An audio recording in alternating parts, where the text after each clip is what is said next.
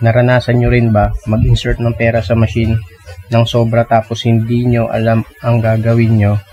Paano makuha yung sukli? Tara at samahan nyo ako at ituturo ko sa inyo kung paano ito gawin. Tapusin ang buong video para makita ang actual na ginawa ko. Disclaimer lang po, ang video na ito ay personal ko lang nalaman. Kung may iba pa kayo katanungan or troubleshoot sa mga machine, ay maaari po kayo tumawag sa kanilang customer services. Maraming salamat po. Mga simple steps kung paano mag-cash in sa GCash machine. Yan po ang mga steps para makuha ninyo ang sukli sa GCash Pay and Go machine. Ngayon ipapakita ko naman po ang actual process nito.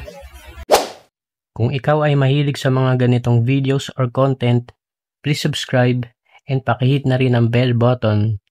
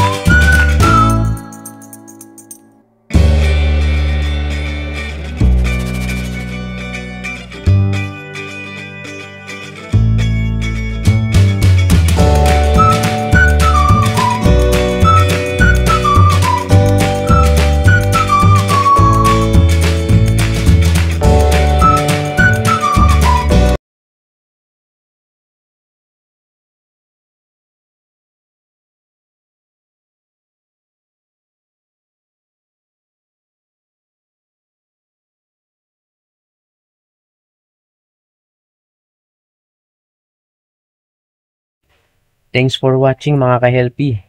Kita-kits po tayo sa mga susunod ka na video. Maraming salamat po.